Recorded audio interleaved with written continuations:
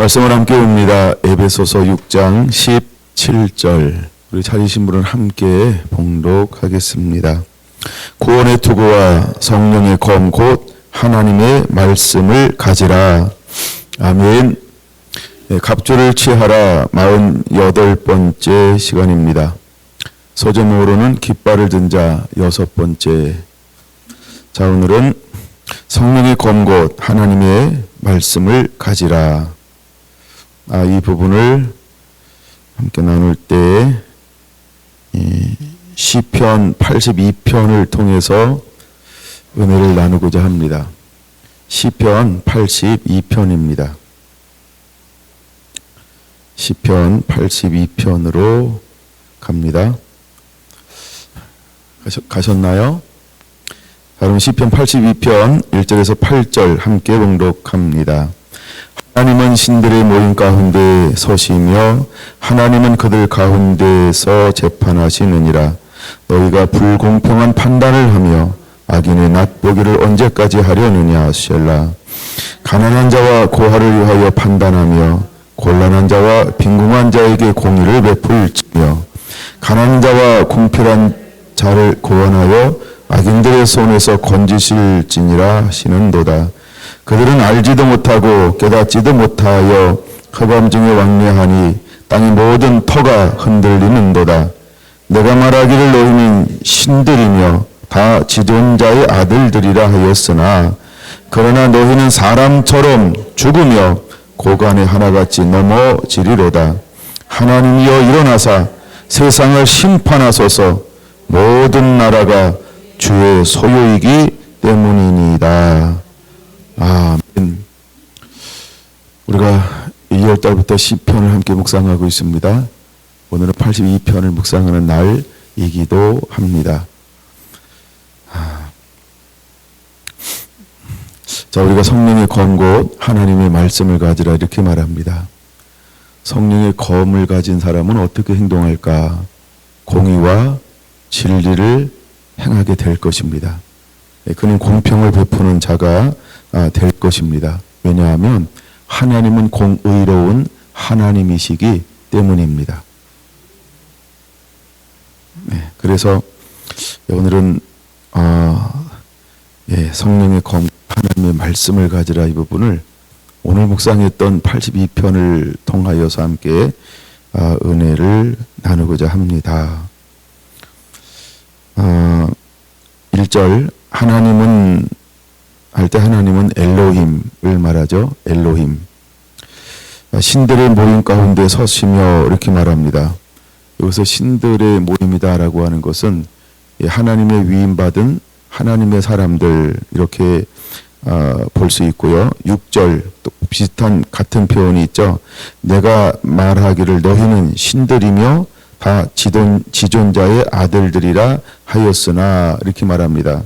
그러면 6절과 1절 신들의 모임이라고 할 때 뭐 여러 의미가 있습니다만 여기서 말하고 있는 것은 하나님께 위임을 받은 사람들 이런 의미예요. 하나님께서 위임을 해줬죠. 또 하나 이제 뜻이 있는데 그건 하나 뭐냐 하면 우리가 하나님의 자녀가 되었죠. 맞습니까? 우리가 말라기 3장 오면 함께 심판하게 될 것이다. 이런 말씀을 기억하나요? 누가복음에도 하나님 마지막 때 제자들과 함께 심판하게 될 것이다 라고 말합니다. 또 우리에게 말합니다. 너희가 땅에서 매면 하늘에서 매일 것이고 또 풀면 풀리리라. 여러분 이 말씀 전부가 뭐냐 하면 여기서 말하는 신들의 모임 즉 위임받은 자라는 거죠. 그러니까 우리가 구약에서 왕들은 위임받은 자죠. 선지자들은 위임받은 자죠. 또 제사장들은 위임받은 자죠. 그래서 구약에서 기름 부음 받은 세 그룹이 있다 그러면 왕, 선지자, 제사장 이렇게 기름 부음을 받음으로 위임을 받았어요. 그러면 또 어떤 의미에서 예수 그리스도를 임금과 구주로 모셔드려 하나님의 자녀가 된 사람들은 어떤 사람들일까요? 위임받은 자라는 거예요. 위임받은 자 이런 의미가 있습니다. 근데 물론 여기서 더 1차적인 의미는 어떤 의미가 있냐 하면 재판관들 이런 의미가 있어요. 근데 1차적인 의미는 재판관들 이런 의미가 있어요. 그러면 구약시대 때 재판관들은 누구로 구성되어질까요? 제사장들. 그러면 예수님께서 사역하실 때에도 재판관들은 누구를 중심으로 해서 구성이 되어지나요? 제사장들, 그렇죠? 예. 그래서 우리가 예수님이 십자가에 넘겨질 때 그 시대에 가야바라는 사람이 직책이 뭐였죠? 제사장이었고 대제사장이었습니다. 그러면 오늘날 우리가 이제 이것을 정부 구조로 보면은 두 가지로 봐야 됩니다. 일단 정부 그러면은 위정자들 이런 의미가 있어요. 위정자들. 그다음에 우리가 교권 안에 있다라고 할 때는 뭐 총회장이나 또 우리가 개교회로 보면 담임 목사나 당회원들 이렇게 우리 장로님도 소속이 되죠. 당회원들 이렇게 그러니까 어떤 하나님이 권위를 위임받은 사람들 이렇게 봅니다. 더 작게는 가정으로 돌아가면은 누구를 말할까요? 아빠를 말하고 엄마를 말하고 즉 부모를 말합니다. 네, 아빠가 먼저이겠죠. 그 다음에 그래서 이렇게 작게는 가정에 들어가면 부모들 그래서 하나님이 위임해 주었다는 거예요. 이 표현이 신들의 모임 이런 의미가 있고 6절에도 너희는 신들이며 다 지존자의 아들들이라 하였으나 이렇게 말하는 거예요. 그러니까 이것을 이해하기 위해서 우리는 그냥 위임받은 자들 이런 의미가 있는데 다양한 의미들이 있다 이렇게 하는 겁니다. 그래서 제가 이것을 어떤 방향으로 이제 하느냐에 따라서 말씀의 해석이나 적용이 좀 달라지고 넓어질 수 있겠죠. 제가 예를 들어 정부 구조로 이 부분을 본다고 그러면 이제 법을 만드는 사람들은 어떻게 할까? 법을 집행하는 사람들은 어떻게 할까? 우리가 정부 구조로 말할 때는 권력을 가진 사람들이 여러 사람들이 있어요. 일단 우리가 실제로 권력을 가진 사람들 고위층 그런 고위층 공무원들을 말하죠. 그 다음에 이제 우리가 자본주의 사회에서는 재정이 많은 사람들, 어떤 뭐 기업가들 이렇게 말할 수 있어요. 이런 사람들에게 많은 것이 위임되어져 있기도 하죠. 보통 이제 오늘 우리가 요새 검수완박이라고 하는 문제가 최근에 굉장히 한국에서는 뉴스에서 그것만 보여지는 것 같아서 많이 논란이 되고 있는 것처럼 보입니다. 근데 만약에 그런 것도 마찬가지죠. 그러니까 이런 거예요. 법을 만드는 사람들이 어떻게 만들어야 되는가. 이따 시간 있으면 제가 성경 구절은 한 구절 정도를 보려고 합니다. 우리가 법을 만드는 사람들이 어떻게 만들어야 되는가. 두 번째 법을 집행하는 사람들은 어떻게 집행해야 하는가. 권력을 가지고 이것을 우리가 어떻게 사용해야 하는가. 힘을 가지고 어떻게 사용해야 하는가. 요즘에는 경제사회에는 우리가 재정이 돈도 힘이죠. 권력이죠. 우리가 실제로 우리가 뭐 전 세계에서 많이 볼 수 있는 거고. 그 다음에 이제 나라가 크다고 그래가지고도 그게 권력이 되죠. 나라가 크다 그러면은 어느 나라가 크나요? 우리가 보통 하면 그냥 미국이 크다고 그러고 중국이 크다고 그러고 그다음에 러시아가 크다고 그러고 합니다. 이런 나라들 보면 힘 있죠. 예, 그래서 푸틴이 전쟁도 하고 막 그러는 거예요. 예, 그래서 제 3차 세계대전이 일어날까봐 여러 가지로 하겠는데 굉장히 전쟁이 길어지면서 전 세계가 몸살을 앓고 있어요. 이미 여러분들이 차를 움직일 때 기름값이 비싼 이유가 푸틴 때문에 그런 거예요. 예. 그러니까 뭐 이런 것들이 일어나는 것은 과연 그 권력을 어떻게 사용하느냐에 따라서 굉장히 크다라고 하는 것입니다. 그래서 우리가 권력을 잘못 사용할 때 하나님께서는 그를 어떻게 하시겠다라고 말씀을 하고 있어요. 심판하게 될 것이다. 이렇게 말씀을 하고 있어요. 왜냐하면 이 권력을 쥔 사람들이 힘 있는 사람들이 무엇을 생각해야 하냐 하면 3절과 4절에 말하는 것처럼 가난한 자를 생각해야 되고 고아를 생각해야 되고 곤란한 자를 생각하고 빈궁한 자를 생각해야 돼요. 근데 그들은 가난한 자, 궁핍한 자, 고아, 곤란한 자, 빈궁한 자 이 사람들을 생각하지 않아요. 그리고 그들은 어떻게 판단을 하냐 하면 2절에 말씀하고 있는 것처럼 불공정한 판단을 하기 때문에 그런 거예요. 불공정한 판단을 하기 때문에 그래요. 왜 불공정한 판단을 할까요? 욕심 때문에 그런 겁니다. 욕심 때문에 그래요. 검소완박이라고 하는 것을 왜 지금 할까? 뭐 여러 논의가 있고 뭐 저야 뭐 거기 한가운데 있지 않으니까 그렇게 생각이 많지 않습니다. 근데 만약에 그걸 하는 사람들이 자기 이익을 위해서 한다고 그러면 그건 불의요, 그건 심판의 대상이 된다라고 성경은 말하고 있다는 거죠. 만약에 어떤 제가 목회를 하는 데 있어서 불공정한 판단을 통해서 어떤 나의 이익을 취하려고 한다고 그러면 저는 간단한 겁니다. 우리가 가정에서도 고집을 엄청 부리잖아요. 근데 그게 내 이익을 위하고 다른 사람의 이익을 침해한다고 한다면 그것 또한 심판의 대상이라고 하는 거예요. 하나님은 우리가 작게는 가정에서 어느 모든 곳에서 하나님이 하기 원하는 것은 공의를 베풀기를 원하는 것이죠. 예, 그래서 우리가 힘이 있을 때 어떤 그 선악을 판단할 때 또 하나님은 우리가 뭘 베푸는 자가 되기를 원하냐 하면 공의롭게 행하는 자가 되기를 원하는 것입니다. 그 다음에 2절 보면 악인의 낫 보기를 언제까지 하려느냐라고 말합니다. 예, 악인의 낫 보기를 언제까지 하려느냐. 예.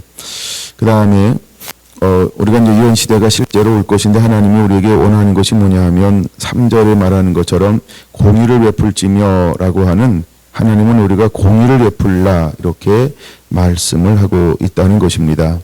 근데 왜 그들이 공의를 베풀지 못할까요? 5절은 그들은 이제 불공평한 판단을 하는 위정자들, 재판관들, 권력 있는 사람들, 힘 있는 사람들을 말하는 건데 이 사람들이 알지 못하고 깨닫지도 못한다 이렇게 말하고 있어요.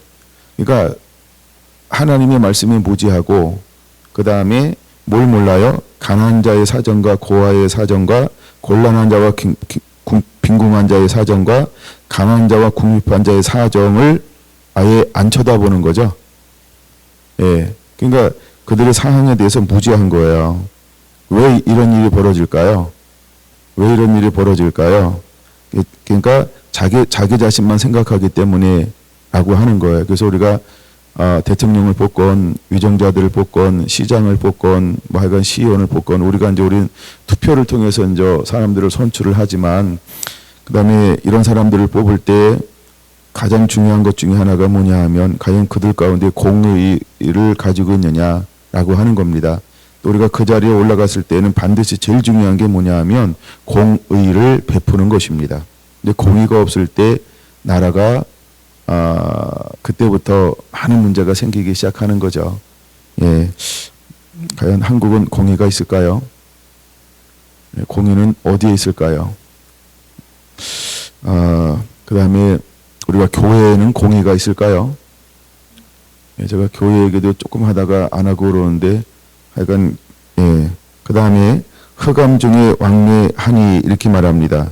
흑암 중에 왕래한다라고 하는 이 말은 뭐냐 하면 하나님과 아무 관계가 없이 살고 있다 이런 거예요. 마땅히 하나님의 말씀 아무 관계가 없어요. 말씀하고도 관계가 없고 율법과도 관계가 없고 예. 그래서 흑암 중에서 그들은 왕래하는 거예요. 그러니까 이들은 악한 사람들을 말하는 거죠. 이 사람들은 하나님의 나라나 의를 위하지 않아요. 우리가 사람의 모양으로 가지고 있고 재판관의 모양을 가지고 있고 이럴 수 있어요. 그냥 목사라는 이름을 가지고 있어요. 당의원이라는 이름을 가지고 있어요. 뭐 교회 뭐 총회장이나 임원이라는 이름을 가지고 있어요. 근데 실제로 교회를 위하지 않고 하나님의 나라 회원들을 위하지 않아요. 예. 뭐 가슴 아픈 건 뭐 저희 교단도 마찬가지고 늘 들려오는 말은 서로가 잘하겠다고 하는데 약간 이렇게 서로가 대치하고 있고 뭐 약간 그런 거예요. 예. 그래도 매년 또 사람들은 뽑아야 되고 예. 근데 또 뽑으면 예, 똑같이 이렇게 흑암쟁이 왕래하는 사람 정말 자신들의 유익은 구하는데 다른 사람들의 유익에 대해서는 굉장히 까탈스럽고 조건이 좁고 많은 걸 따지고 이번에 바로 정권이 바뀌려고 하니까 그런 것들 많이 보이죠. 5년 동안 잠잠하고 조용했는데 갑자기 나라가 시끄러워졌어요. 그런 걸 보면서 그게 정체성이라는 거예요. 약간 좀 개인적으로 약간 그렇게 생각을 합니다. 네. 약간 뭐 그런 것들을 볼 수 있는 것처럼 이 땅에 뭐가 없냐 하면 공의가 없다는 거예요. 예, 공의가 없어요. 여러분, 우리가 신앙생활을 해도 정치적인 것으로 넘어가면 공의가 없어요. 예, 그냥 진영 논리에 빠지지.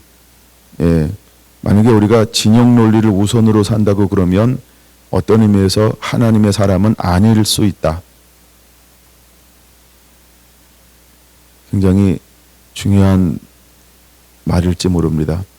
근데 많은 사람들이 자기가 다 옳다고 생각을 합니다. 그게 더 웃긴 거예요. 다 자기가 옳다고 생각하고 있다는 거죠. 저한테 물어보세요. 내가 틀리다고 생각할까요? 안 물어보시니까 안 물어보면 제가 대답해야 되겠네요. 저는 제가 옳다고 생각하고 있습니다. 예, 제가 사람들 가만히 보니까 다 자기가 옳다고 생각하는 거예요. 여기 뭐라고 말하고 있냐 하면 그게 이 말씀이에요. 6절 내가 말하기를 너희는 신들이며 다 지존자의 아들들이라 하였으나, 그러니까 다 하나님의 자녀라는 거예요. 다 위임받은 자라는 거예요. 예, 내가 통치자고 내가 지도자고 내가 리더다. 내가 제사장이고 내가 서기관이고 내가 납비다. 예, 내가 단임 목사고 내가 당의원이고 내가 리더다. 뭐 우리 작게는 셀장이고 작게는 남전도 여전도에 아니면 주방장, 또 뭐 봉사하는 데는 권력이 없겠죠. 예, 힘을 쓸 만한 데가 어디 있을까? 하여간 힘 있는 자리에 가면은 다 자기가 옳다고 생각할지 모릅니다. 근데 실제로 6절에 그 시대가 그렇게 말하고 있어요. 근데 이제 마지막 8절에서 뭐라고 말하고 있냐 하면 하나님이 일어나사 세상을 심판하소서 모든 나라가 주의 소유이기 때문입니다. 주의 소유다라고 하는 말은 뭐냐면 주인은 여호와 하나님이다 라는 거예요. 그러니까 내 삶의 주인은 하나님이다 라는 거죠. 근데 우리가 이제 정치적인 논리나 어떤 사상적 논리라면 주인이 두 분이죠. 왜냐하면 많은 사람들이 어떤 사람은 이쪽에 서고요, 어떤 사람은 이쪽에 서요. 근데 이쪽에 선 사람 보고 물어보세요. 주인이 누구냐고? 하나님이요. 이쪽에 선 사람 보고 물어보세요. 주인은 누구냐고? 하나님이요.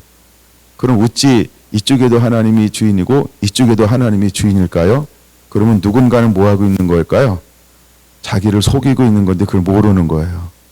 그것이 내가 될 수 있고 아니면 너가 될 수도 있고. 이거 굉장히 중요한 부분인데 한번 여러분들도 그런 부분들을 많이 한번 생각을 한번 해 보시기를 바랍니다.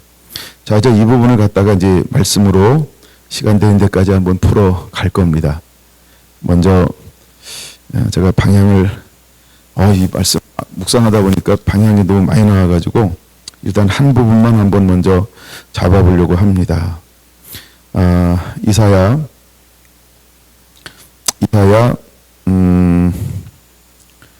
6장으로 가겠습니다. 이사야 6장 보겠습니다. 이사야 6장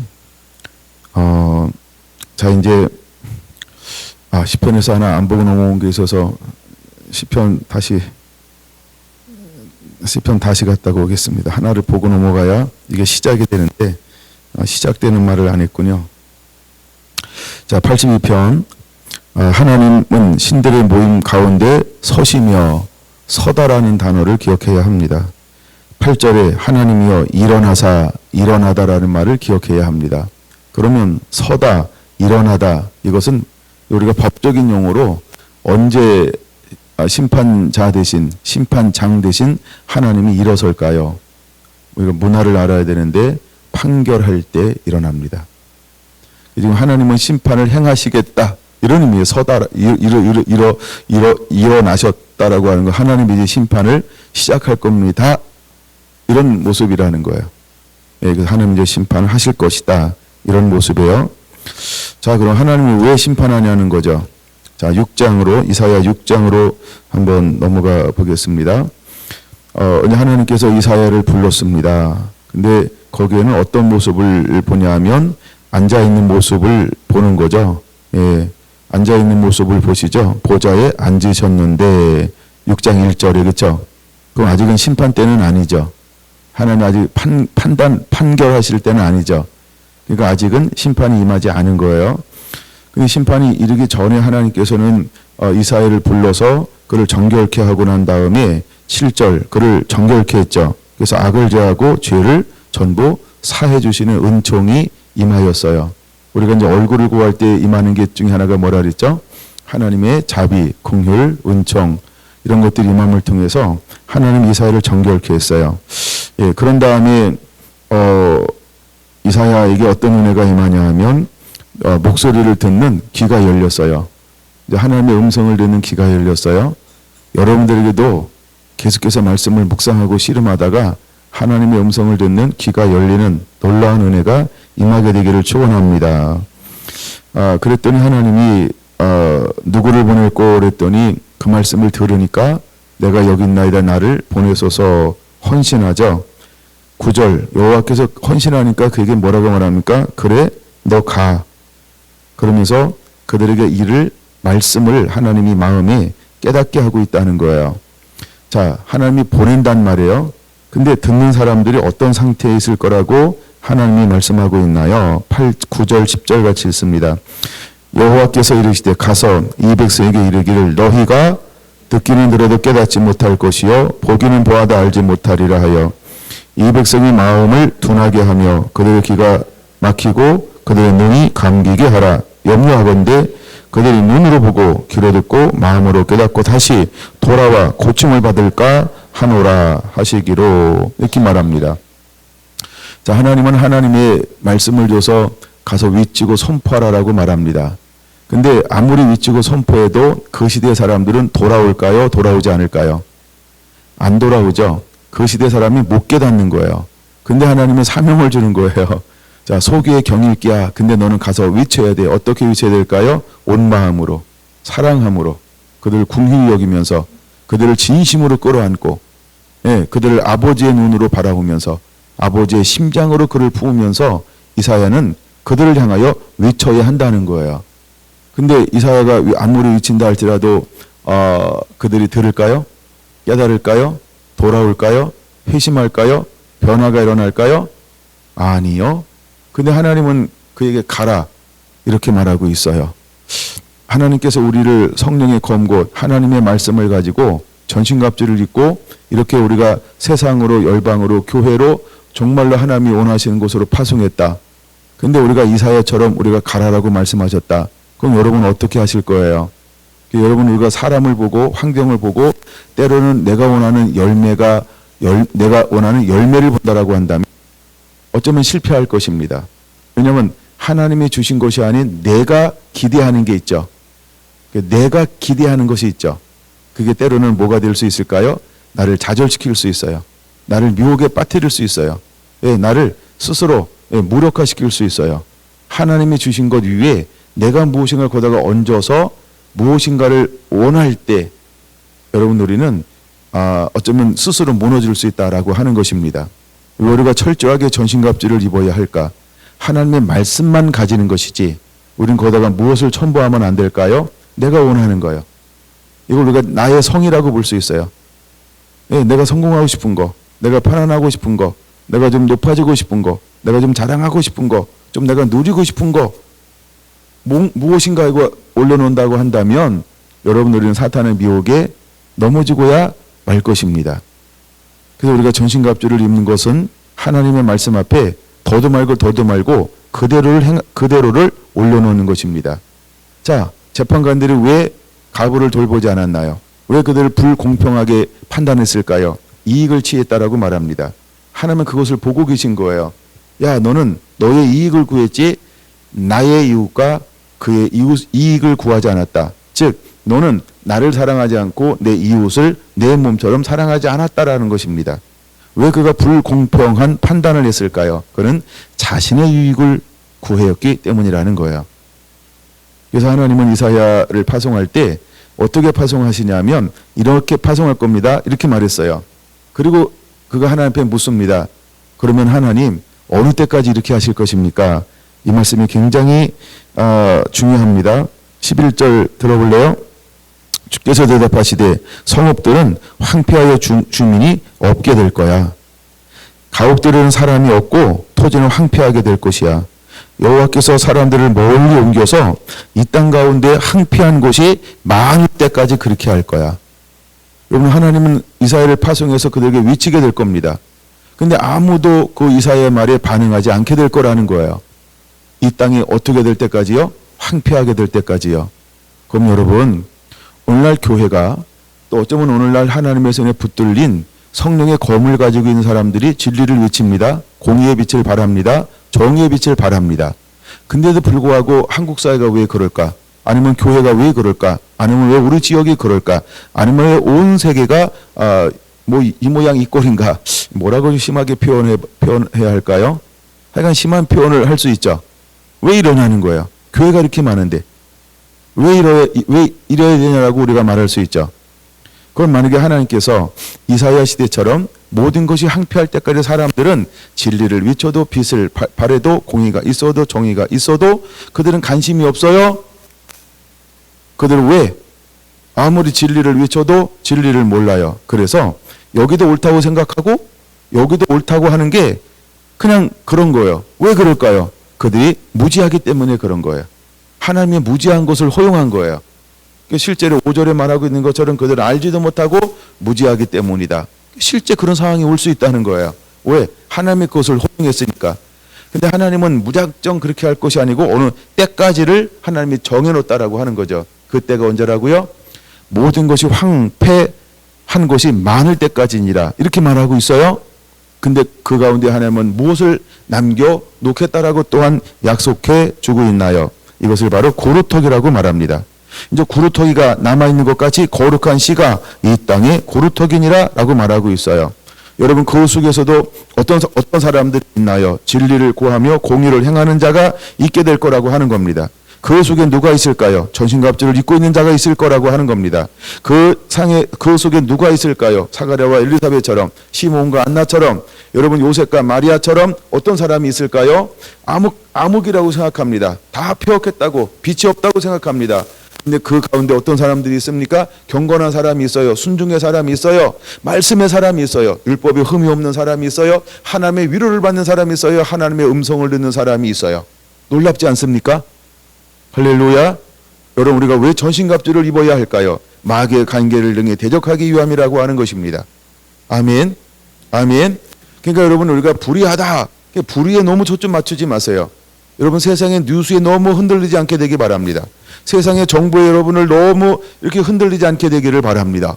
물론 뉴스 아는 거 좋아요. 시류를 읽어내는 것도 필요합니다. 그러나 시류를 쫓아가면 안 된다는 것이죠. 우리가 말씀을 가지고 이곳에서 내가 어떤 삶을 살아내야 되는가. 여러분, 그것보다 우리가 더 중요한 것이 있다고 한다면 하나님의 말씀을 주야로 묵상하는 것입니다. 하나님의 말씀을 내 눈에서 떠나지 않게 하는 것입니다. 그리고 마음판에 새기고 그것을 지켜 행하는 것이 더 중요하다라고 하는 걸 우리가 깨달아야 합니다. 소망은 어디에 있을까요? 남은 자 구루터기라고 하는 겁니다. 근데 그 구루터기를 그냥 구루터기라고 말하고 있지 않다는 걸 기억해야 합니다. 그를 뭐라고 말하고 있나요? 그들은 거룩한 씨라는 겁니다. 그냥 씨가 아닙니다. 거룩한 씨라고 하는 것입니다. 여러분의 정체성이 누가 알아주든 누가 몰라주든 여러분들은 하나님과 사이에서 어떤 삶을 살고 있어야 될까요? 말씀에 순종하는 삶을 살고 있어야 합니다.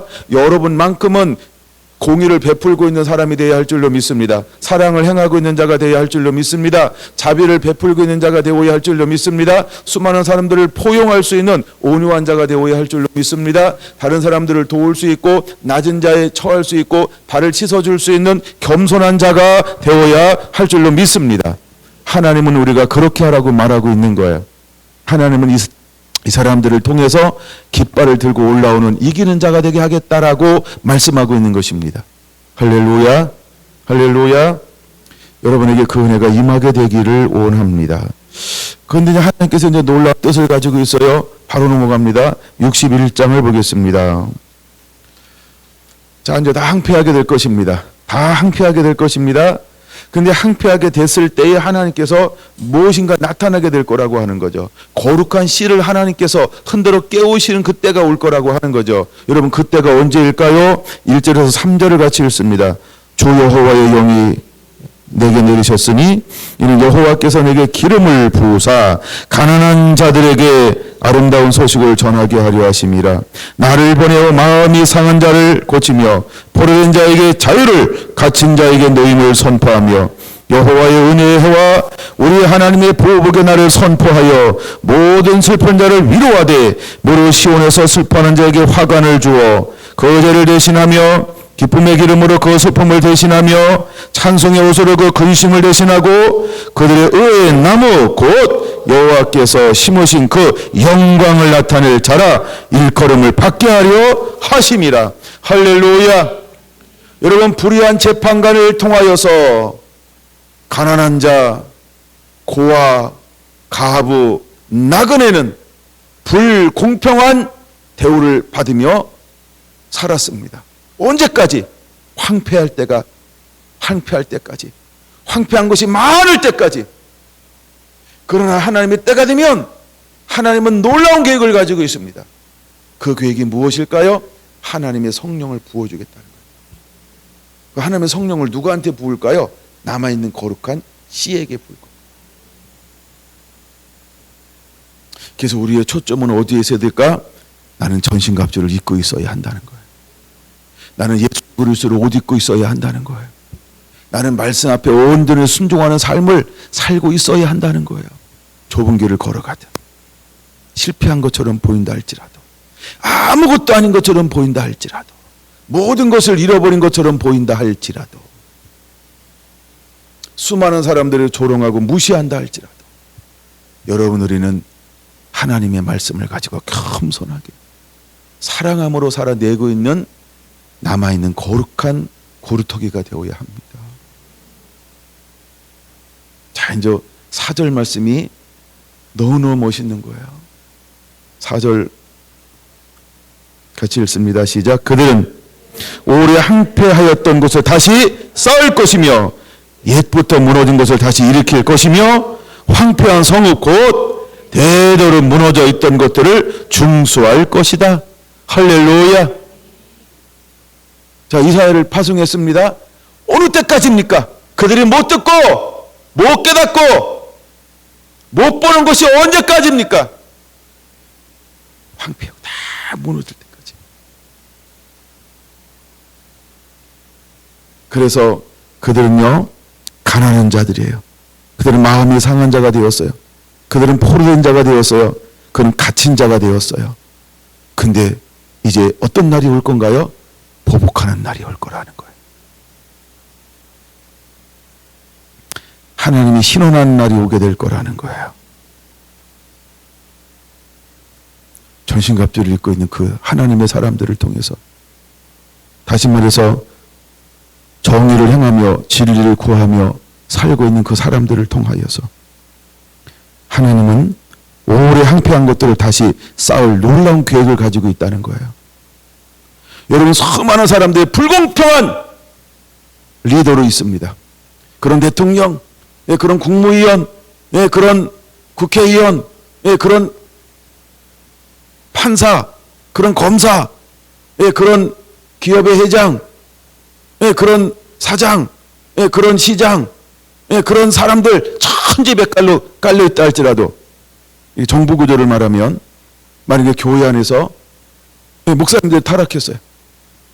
지방회장이 타락하고 노회장이 타락하고 또 여러 가지 연합체 회장들이 타락하고 임원들이 타락하고 신학교 교수들이 타락하고 영향력 있는 목사님들이 타락하고 또 힘께나 쓴다고 하는 교회 목사님들이 타락하고 자기 밥만 채우고 욕심꾸러기고 이기적이고 야망적이고 뭐 그런다 할지라도 여러분, 그것이 우리에게는 초점이 되지 않아야 한다는 겁니다.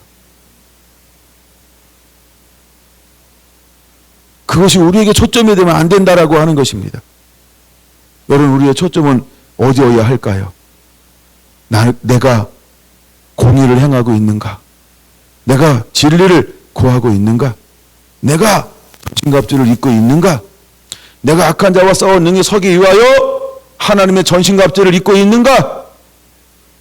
나와 아버지의 관계를 여러분 정확하게 점검해서 구루터기들이 되어야 한다는 겁니다.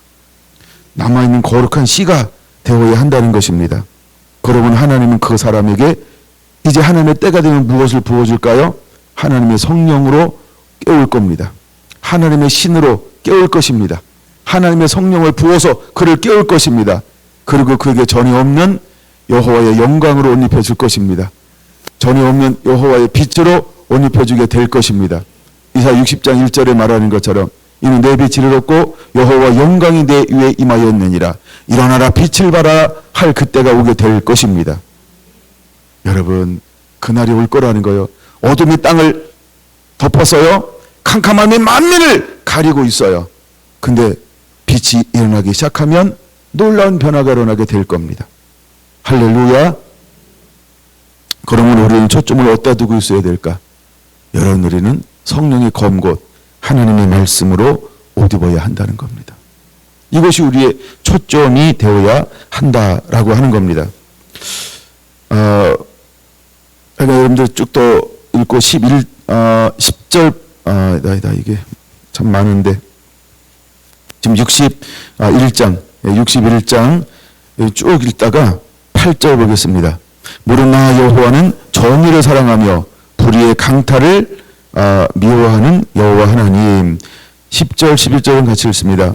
내가 여호와로 말미암아 크게 기뻐하며 내 영혼이 나의 하나님으로 말미암아 즐거워하리니 이는 그가 구원의 옷을 내게 입히시며 공의 겉옷을 내게 더하심이 신령의 사모를 쓰고 신부가 자기 보석으로 단장을 갖게 하여 사셨습니다. 땅이 싹을 내며 동산이 거기에 뿌린 것을 돋게 주 여호와께서 공의와 찬송을 모든 나라 앞에서 솟아나게 하시리라. 할렐루야. 하나님이 이렇게 준비된, 이렇게 정의를 구하는 자, 깨어있는 자, 남아있는 자를 통해서 하나님 이렇게 하시겠다는 거예요. 여러분, 이 말씀이 여러분의 말씀이 되기 원합니다. 이것이 우리의 삶이 되어야 할 줄로 믿습니다. 이것이 성결한교의 부르심이고 사역이 되어야 할 줄로 믿습니다. 이것이 전신갑주를 입은 사람을 통해서 하나님이 하고 싶은 놀라운 하나님의 계획이라는 겁니다. 62장 전체가 그런 말씀인 것입니다. 여러분, 62장 1절에서 2절 먼저 볼까요?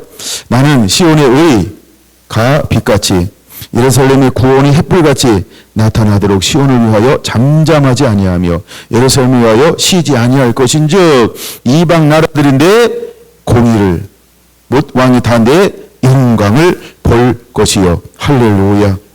이제 하나님께서 이런 사람들을 일으킬 거라는 거예요. 여러분, 우리는 구원의 투구와 곧 하나님의 성령의 검 곧 하나님의 말씀을 가지고 이제 일어나는 자가 되어야 할 줄로 믿습니다. 10절 같이 읽을까요? 시작. 성문으로 나아가라 나아가라. 백성이 올 길을 닦으라. 큰 길을 수축하라. 돌을 제하라. 만민을 위하여 깃발을 들라. 할렐루야. 이제 여러분, 전신갑주를 입은 자는 만민을 위하여 하나님의 깃발을 들어야 합니다. 이제 그 깃발을 들고 여러분 올라오는 자들이 되어야 합니다. 이것은 승리의 깃발인 것입니다. 이것은 승리의 깃발인 것입니다. 여러분, 그들에게 공의의 깃발, 그들에게 영광의 깃발 드는 자들이 되어야 할 줄로 믿습니다. 하나님은 우리를 그렇게 들어 쓰시고 사용하기를 원한다는 거예요. 여러분들 61장, 62장을 많이 묵상해 보시기를 바라고요. 더 나아가 59장을 또 많이 묵상해 보아야 합니다. 여러분 59장을 볼까요? 여호와의 손이 짧아 구원하지 못하심도 아니요. 왜 불공평함이 이렇게 온 땅에 가득할까요? 왜 정의대로 행하는 것을 잘 못 볼까요? 여러분, 이 법은 누구를 위해서 만드는 법일까요? 이번에도 뉴스 나온 것 중에 하나가 검수안박을 넣었는데 정의당이 차별금지법을 슬쩍 껴넣었다. 이런 뉴스 봤습니까? 도대체 이 사람들은 뭐 하는 사람들입니까? 왜 끊임없이 그렇게 하고 있나요? 그렇죠? 근데 여러분 잘 보세요. 하나님이 왜 이것을 놔둘까요? 59장 1절입니다. 여호와의 손이 짧아 구원하지 못하심도 아니요 귀가 둔하여 듣지 못하심도 아니라. 여러분, 우리는 초점을 어디다 두어야 할까? 내가 공의를 행하고 있느냐? 내가 진리를 구하는 자인가? 그러면 하나님이 그 사람을 통하여서 반드시 불공평한 자들을 심판하게 할 것이고 그들에게 여호와 영광의 빛으로 그들을 마지막에 시편 82편 7절 말씀을 행하게 할 것입니다. 하나님이 행하실 거라는 거죠. 여러분, 우리는 하나님의 손에 그들을 올려놓아야 합니다. 내가 하려고 하지 말고. 59편 좀 더 볼까요? 그러면 2절, 오직 너희 죄악이 너희와 너희 하나님 사이를 갈라놓았고 너희 죄가 그 얼굴을 가리워서 너희에게 듣지 않으시게 함이니라. 그러면 하나님께서 왜 잠잠할까요? 왜 하나님께서 이 나라의 민족에 잠잠할까요? 왜 하나님의 한국에 잠잠할까요? 왜 하나님의 한국 정치에, 한국의 내정에 잠잠하는 것처럼 보일까요? 왜 하나님의 한국교회에 잠잠한 것처럼 보일까요? 왜 하나님 이 지역에 잠잠한 것처럼 보일까요? 왜 어떤 싸우는 교회, 우리는 싸우질 않으니까. 근데 여러분, 왜 하나님이 싸우는 교회 잠잠한 것처럼 보일까요? 원인은 간단합니다. 뭐라고요? 죄 때문에 그런 거예요. 근데 여러분 가서 물어보세요. 당신의 죄 때문에 나라가 이렇습니다 라고 물어보면 어떻게 할까요? 무고죄로 고소할지 모릅니다. 힘있고 빼인 사람들은 바로바로 얼마나 한국이 고소를 잘하는지 몰라요. 예. 어쩌면 사람들은 무고죄로 고소할지 몰라요. 그러니까 여러분들이 그런데 머리띠 매지 말고 뭐하라고 그러는 거예요? 공의를 행하는 자가 되세요. 진리를 구하는 자가 되세요. 전신갑주를 입는 자가 되시기를 바랍니다. 할렐루야. 그러면 하나님께서 하나님이 그 사람을 통하여 일하게 될 것입니다. 여러분들이 나중에 이 59장을 천천히 한번 다 읽어보세요. 예. 여러분들 읽는 걸로 대신하겠습니다. 그렇게 하실 거죠? 예, 우리 권사님이 크게 해주셔서 감사해요. 예, 그럼 권사님 때문에 넘어가는 거예요. 예, 작게 하신 분들은 나중에 감사하시기 바랍니다. 자, 이제 결론입니다. 근데 결론이 길어요, 오늘은. 예, 결론을 가려고 합니다. 이사야 있으니까 일단 신명기 16장을 한번 보겠습니다. 신명기 16장. 신명기 16장 18절. 신명기 16장 18절 19절 두 절만 같이 읽습니다. 내 하나님 여호와께서 내게 주시는 각 성에서 내 지파를 따라 재판장들과 지도자들을 둘 것이요 그들은 공의로 백성을 재판할 것이라. 너는 재판을 굳게 하지 말라. 사람을 외모로 보지 말며 또 뇌물을 받지 말라. 뇌물은 지혜자의 눈을 어둡게 하여 의의 말을 굳게 하느니라. 이걸 리더들에게 하나님께서 요구하는 거죠. 재판장들에게 요구하는 거죠. 정치적 지도자들에게 요구하는 거죠. 사회적 지도자들에게 요구하는 것이죠. 각 분야의 지도자들에게 요구하는 것이죠. 그리고 어떤 영향을 미칠 수 있고 그 말 한마디에 뭔가 이렇게 움직임을 가질 수 있는 그런 리더들은 뭐 하라고 말씀하고 있는 거예요? 네, 공의대로 행동하라. 이것을 요구하고 있는 것입니다. 그다음에 레위기 19장을 보겠습니다. 레위기 19장 15절 16절 두 절 같이 읽습니다. 시작. 너는 재판할 때 불의를 행하지 말며 가난한 자의 편을 들지 말며 세력 있는 자라고 두둔하지 말고 공의로 사람을 재판할지며 너는 내 백성 중에 돌아다니며 사람을 비방하지 말며 내 이웃의 피를 흘려 이익을 도모하지 말라. 나는 여호와니라. 여러분, 성경은 가난한 자 아니면 부자 편만 들지 말아라 이것만 말하지 않아요. 여기 레위기에는요 뭘 말해요? 야, 넌 가난한 자의 편도 들지 말아라 이렇게 말하죠. 그럼 공의라고 하는 건 뭐예요? 여러분, 정의라고 하는 건 약자 편에 서는 게 정의가 아니라는 거예요. 이것이 인문학에서 실수하는 거예요. 여러분, 우리는요 가난한 자 편 들면 옳다고 생각해요. 아닙니다. 그러니까 차별금지법을 차별하지 말라고 해서 건강한 사람들을 역차별을 주는 것 있잖아요. 그게 정의입니까? 당 이름은 정의당인지 모르지만 그건 정의가 아닌 걸 깨달아야 됩니다. 사람들은 정의롭지 않습니다. 그렇죠? 하나님은 이 두 가지를 다 말씀하고 있다는 거예요. 이해가 되십니까? 이해하라고 그 말씀을 한번 차려서 읽어 드린 겁니다. 그 다음에 베드로전서 2장으로 한번 가보겠습니다. 베드로전서 2장 보겠습니다. 베드로전서 2장 18절 보겠습니다.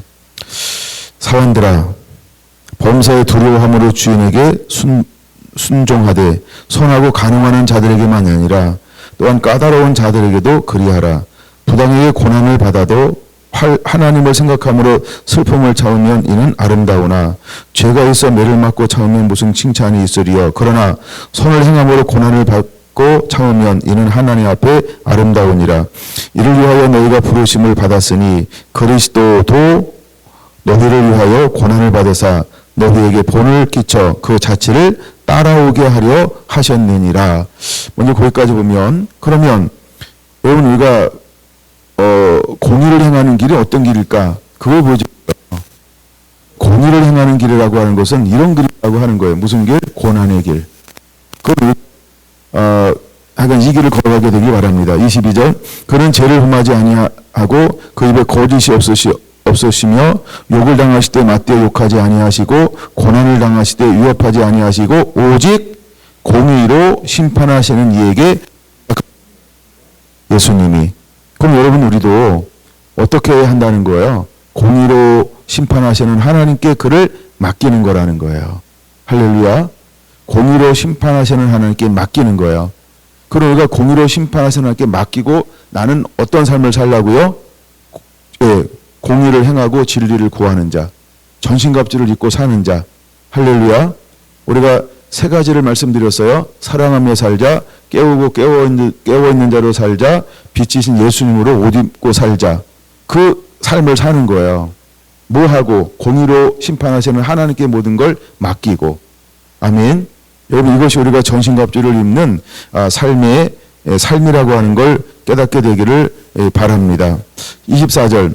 친히 나무에 달려 그 몸으로 우리 죄를 담당하셨으니 이는 우리로 죄에 대하여 죽고 의에 대하여 살게 하려 하심이라. 그가 채찍에 맞음으로 너희는 나음을 얻었나니 너희가 전에는 양과 같이 길을 잃었더니 이제는 너희 영혼의 목자와 감독 되신 이에게 돌아왔느니라. 하나님은 우리에게 이 일을 행합니다. 자 이제 결론의 서론이었고요. 결론의 첫 번째 말씀은 열왕기 상 3장을 보겠습니다. 열왕기 상 3장. 제가 이제 많이 요약하면서 봐야 되는데, 자, 솔로몬이 하나님 앞에 무엇을 구하냐 하면, 자, 솔로몬이 왕이 되었어요. 1,000번제를 드렸어요. 내가 내게 무엇을 읽고 하나님께 찾아오셨어요. 하나님은 그에게 뭘 달라고 말하냐면 9절에 보니까 주의 백성을 재판하여 선악을 분별하게 하옵소서. 그러니까 재판할 수 있는 듣는 마음을 달라고 그랬습니다. 이 듣는 마음이 무엇일까? 듣는 마음이 무엇일까? 왜 그런 듣는 마음을 달라고 그랬을까? 그는 하나님 앞에 공의롭게 행하기를 원했던 거죠. 공의롭게 행하는 걸 원했죠. 그랬더니 하나님께서 그에게 뭐라고 말합니까? 그에게 이제는 그 공의로운 마음을 줄 것이다. 이렇게 하나님 약속해 주었고 그 위에 다른 것도 더하여 주었다는 거죠. 그럼 왜 여러분 우리가 전신갑주를 입어야 할까요? 왜 우리가 구원의 투구와 곧 성령의 검과 하나님 말씀을 가져야 될까라고 할 때 왜 여러분 우리는 공의를 행하는 자가 되어야 할까라고 할 때 공의는 솔로몬이 구한 게 공의인 것입니다. 바로 아버지의 마음인 것입니다. 그는 진리를 구한 것입니다. 그는 지혜를 구하였던 것입니다. 그는 듣고 분별할 수 있는 분별력을 구한 것입니다. 그랬더니 하나님께서 그에게 공의를 행할 수 있는 능력을 주신 것뿐만 아니라 부와 영광도 하나님이 더불어서 그에게 전부 주었다라고 하는 것이죠. 그리고 그 다음에 기록이 나옵니다. 16절부터 28절까지 두 여자가 있었습니다. 3일적으로 아이를 낳습니다. 근데 어느 한 여인이 자다가 그만 몸으로 이렇게 눌렀나 봐요. 그래서 한 아들이 죽었어요. 그랬더니 서로 솔로몬 앞에 나가서 분쟁하기 시작하는 것입니다. 이야기를 쭉 했습니다. 그래서 22절 마지막 부분 이와 같이 쟁론하는지라. 왕이 신하들에게 말합니다. 24절 칼을 가져와라. 그래서 칼을 가져왔습니다. 왕은 지체 없이 이렇게 신하에게 명령합니다. 산 아이를 둘로 나누어 반반씩 주어라. 예, 라고 말합니다. 26절 같이 읽습니다. 그 산 아들의 어머니 되는 여자가 그 아들을 위하여 마음이 불붙는 것 같아서 왕께 하려 청하건대 내 주여 산 아이를 그에게 주시고 아무쪼록 죽이지 마옵소서 하되 다른 여자는 말하기를 내 것도 되게 말고 내 것도 되게 말고 나누게 하라 하는지라. 여러분 잘 보세요. 이게 분별력이라고 하는 것입니다. 사단의 속임수가 뭘까요?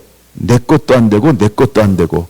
중요한 거는 분쟁을 일으키는 게, 거짓말하는 거, 속이는 거, 넘어뜨리는 거, 그게 목적이라고 하는 겁니다. 근데 진짜 세우기를 원하는 사람, 진짜 공의를 가지고 있는 사람은 뭘까요? 그렇죠? 세우기를 원하는 마음이 있어요. 살리자고 하는 마음이 있어요. 근데 우리가 어떤 일을 가만히 하다 보면요, 그런 사람들이 있어요. 이것도 안 되고 저것도 안 되면 은근히 좋아하는 사람들. 그거는 사단이 그 안에 있기 때문에 그런 거예요. 그 안에는 공의가 없기 때문에 그런 거예요. 혹시 여러분이 그런 성향을 가지고 있다고 한다면 회개하시기 바랍니다. 왜냐하면 그 마음 가지고는 천국 못 갑니다. 그 마음 가지고는 하나님이 그 사람을 쓸 수가 없기 때문에 그래요. 근데 솔로몬이 분별력을 가지고 명확하게 분별해내고 있습니다.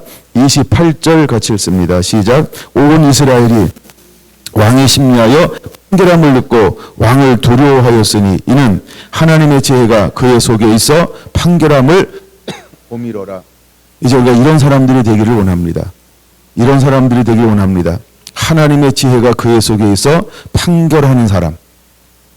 우리가 공의롭게 행한다라고 하는 말은 뭐냐 하면 바로 이거라는 거예요. 하나님의 지혜가 있어서 바르게 판결, 분별해 내는 사람이요. 여러분에게는 분별력이 주어지게 되기 바랍니다. 우리가 전신갑주를 입는 이유는 무엇일까? 바로 분별력 때문에 그런 거예요. 단순히 선악을 분별하는 게 아닙니다. 단순히 옳고 그른 걸 분별해내는 게 아닙니다. 하나님 앞에 뭐가 공의로운가? 하나님 앞에 뭐가 옳은가? 뭐가 인본주의인가? 이것을 분별해내는 것은 예수 그리스도를 옷 입는 것입니다. 할렐루야. 여러분에게 솔로몬에게 주었던 이런 은혜가 여러분에게도 주어지게 되기를 예수님의 이름으로 축원합니다. 누가복음 18장으로 보겠습니다. 누가복음 18장 어떤 사람이 나오냐 하면 18절에 부자관리가 나옵니다. 근데 예수님께 나와서 뭐라고 묻습니까? 무엇을 하여 영생을 얻으리까? 이렇게 묻습니다. 예수님께서 뭐라고 말씀하고 있습니까? 내가 어찌하여 나를 선하다 일컫느냐? 하나님 한 분이는 선한 이가 없느니라. 내가 계명을 안 하니 간음하지 말라, 살인하지 말라, 대욕질하지 말라, 거짓 증언하지 말라, 내 부모를 공경하라 하였느니라. 여짜오되 이것은 내가 어려서부터 다 지켰나이다. 그 부자 관리는 뭐라고 말합니까? 이건 내가 어려서부터 다 지켰다라고 말합니다. 그럼 예수님이 진짜 원하는 게 뭘까요? 22절이죠. 내가 할 때 있는 것을 다 팔아 강한 자에게 나눠주라. 그리하면 하늘에서 내 보화가 있으리라. 그리고 와서 나를 따르라. 그러면 영생을 너는 영원토록 누리게 될 것이다. 이걸 요구한 거죠. 예. 그랬더니 이 부자관리가 어떤 행동을 보이나요? 듣고 심히 근신하더라. 이렇게 말합니다. 왜 근신할까요? 두 마음이 있기 때문에 그런 거예요. 그는 공의롭지 않기 때문에 그런 거예요. 그는 다른 마음이 있기 때문에 그런 거예요. 마치 우리가 하나님을 따른다고 하면서도 다른 생각을 가지고 따르면 언제나 하나님 말씀에는 내 안에 뭐가 될까요? 근심이 되는 겁니다. 마음이 나누어지는 겁니다. 생각이 불편한 거예요. 여러분 말씀을 들었는데 생각이 불편하다? 그럼 회개하셔야 됩니다. 왜 불편할까요? 다른 마음이 있기 때문에 그래요. 그 다른 마음이 뭘까요? 내 생각하고 안 맞아. 그럴 수 있어요. 제가 설교할 때 말씀을 많이 인용하잖아요. 왜 제가 많이 말씀을 인용하고 자꾸 찾게 할까요? 단순히 여러분 저한테 현혹된 게 아니고 그게 말씀을 말씀으로 보라는 거예요. 그리고 끊임없이 제가 반복하잖아요. 이번에도 전신갑주를 치아라를 48번째 하고 있어요. 이쯤 하면 전신갑주가 뭔지 나름대로 알아야 되는 거 아닌가요? 대신 몇 번 해야 알아듣나요? 아직도 못 알아듣는 분은 괜찮습니다. 1번부터 다시 듣게 하면 되니까. 여러분들이 말씀을 듣고 나서 중요한 거 있어요? 자꾸 복습하는 거예요. 한 번 듣고 두 번 듣고 세 번 듣고 하다 보면 또 듣고 싶네. 네, 좀 그랬으면 좋겠어요. 그래서 여러분들 안에 이 말씀이 계속해서 여러분의 것이 되기를 원합니다. 근데 이 청년에는 왜 근심할까요? 자기 생각이 있는 거예요. 자기가 원하는 거랑 예수님이 전혀 다른 말씀을 하시는 거예요. 아, 내가 원한 건 이거 아닌데 혹 들어왔다가 혹 붙이고 가네. 아, 이거 큰일 났다. 그래서 근심하는 거예요. 그 결국 그는 근심하고 근심을 내려버린 것이 아니고 어떻게 했다고요? 예, 그냥 떠나갔다는 것입니다. 순종하지 않고 그냥 떠나갔다는 겁니다. 그는 불의한 판단을 했습니다. 그는 공의로운 판단을 하지 않았습니다. 그는 왜 불의한 판단을 스스로 했을까요? 그는 자기가 옳다고 생각했습니다. 이것이 무지인 것입니다. 그는 자기가 틀리다고 생각하지 내가 옳다고 생각했습니다. 이것이 하나님에 대해서 무지한 것입니다. 그래서 그는 떠나갔다는 겁니다. 그래서 제자들에게 말합니다. 28절 우리가 우리의 것을 버리고 26절 그런즉 누가 구원을 얻을 수 있나이까? 라고 제자들이 말했습니다. 그럼 제자들의 판단은 뭐예요? 제자들의 공의는 뭔 거예요? 아, 이 부자 청년은 당연히 구원받아서 왜? 내가 알아. 그의 선행을 알아. 그의 신앙을 알아. 그의 섬김을 알아. 내가 그를 쭉 지켜봐서 그는 구원받은 자야. 그는 영생을 얻은 자라고 많은 사람들이 생각했다는 겁니다. 근데 공의이신 하나님께서 오셔서 딱 한 말씀 했습니다. 근데 그는 그 말씀이 어떻게 반응했습니까? 그의 실체가 드러나 버렸습니다. 그래서 그의 모든 사람들이 혼란이 일어난 것입니다. 그 뭐가 옳은 것이냐? 뭐가 옳은 것이냐? 라고 말입니다. 우리가 그럴 수 있다는 거예요. 우리가 때때로는 거짓에 있다고 계속해서 우리가 거짓에 있으면 진짜가 뭔지를 나도 헷갈립니다. 그러므로 하나님은 우리가 뭘 하는 자가 되기를 원하는 걸까요? 전신갑주를 옷 입기를 원하는 겁니다. 우리가 진리의 검을 갖기를 원하는 것입니다. 우리가 진리의 성령의 검을 갖기를 원하는 것입니다. 하나님의 말씀을 가진 자가 되기를 원하는 것입니다. 하나님의 말씀으로 솔로몬처럼 분별해 내기를 원하는 것입니다. 하늘에서 오는 지혜가 있어야 할 줄로 믿습니다. 여러분, 그래야 이것을 분별해 낼 수 있다라고 하는 것입니다. 그것을 보여주고 있는 말씀인 것입니다. 그래서 전부를 버리지 않고는 주를 따를 수 없다라고 주님께서 계시하고 있는 것입니다. 하나만 더 볼 것입니다. 마태복음 25장입니다. 마태복음 25장에는 양과 염소의 비유가 소개가 되어지고 있습니다. 여러분, 이것이 왜 공의일까? 이것이 왜 공의일까라고 하는 겁니다. 31절 인자가 자기 영광으로 모든 천사와 함께 올 때에 자기 영광의 보좌에 앉으리니, 이건 무엇을 말합니까? 심판을 말하는 것이지요. 그때 분별하게 될 거라고 하는 것이죠.